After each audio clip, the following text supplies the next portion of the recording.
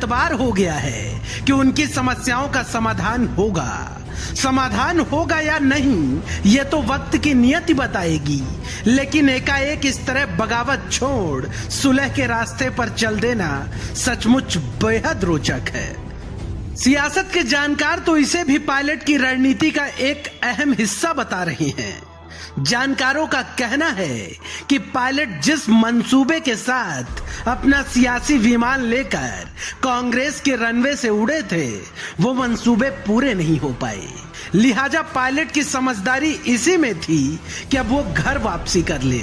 लिहाजा पायलट ने किया भी ठीक वैसे ही, लेकिन कुछ रणनीतिकारों का कहना है कि ये सुलह नहीं है बल्कि तूफान से पहले की खामोशी है।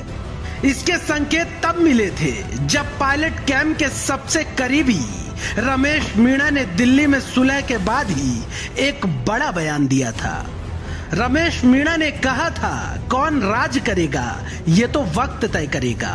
दरअसल पायलट के कुनबे का ये संकेत कहीं ना कहीं इस ओर इशारा कर रहा है कि अभी असल गेम बाकी है।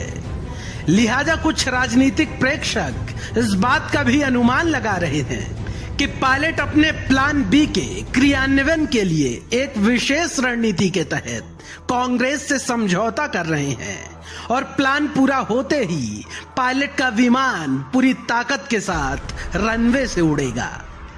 लिहाजा हमने जब पायलट के प्लान बी पर उपनेता प्रतिपक्ष राजेंद्र राठौड़ से सवाल पूछा तो उन्होंने कहा कि भाजपा ना तो प्लान ए में थी ना ही प्लान बी में है, ये इनकी आपसी अंतर कलह का परिणाम है। खबर ये भी है कि जो सचिन पायलट कांग्रेस में आ रहे हैं ये सचिन पायलट का प्लान बी है। भाजपा के इशारे पर ही सचिन पायलट ऐसा कुछ कर रहे हैं। भारतीय जनता पार्टी का पहले भी प्लान ए प्लान बी से कोई सरोकार नहीं था। ये अंतर्द्वंद था खुद के कांग्रेस पार्टी के घर में। हम तटस्थ रूप से एक जागरूक प्रतिपक्ष के रूप में सारी चीजें देख रहे थे। कुल मिलाकर भाजपा अभी भी इस बात से इनकार कर रही है कि कांग्रेस के पायलट उनके संपर्क में थे।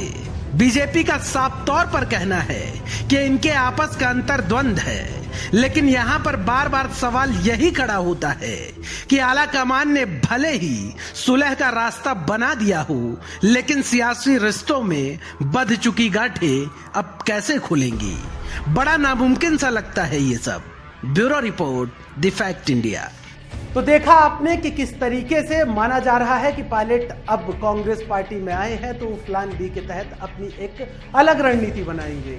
लेकिन भारतीय जनता पार्टी का इस बारे में कहना है कि पायलट के ना तो वो प्लान ए में शामिल थी न प्लान बी में। लिहाजा देखना होगा कि राजस्थान की जो सियासी आबोहवा है वो किस ओर बहती है। दोस्तों, कल फिर हाजिर होंगे सियासत की एक दिलचस्प खबर के साथ। तब तक के लिए नमस्कार।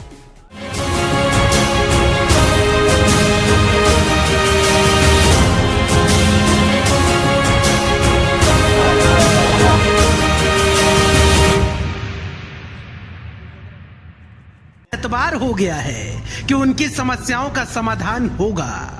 समाधान होगा या नहीं ये तो वक्त की नियति बताएगी, लेकिन एकाएक इस तरह बगावत छोड़ सुलह के रास्ते पर चल देना सचमुच बेहद रोचक है। सियासत के जानकार तो इसे भी पायलट की रणनीति का एक अहम हिस्सा बता रहे हैं।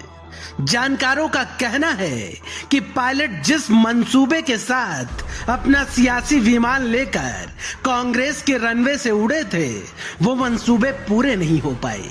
लिहाजा पायलट की समझदारी इसी में थी कि अब वो घर वापसी कर ले।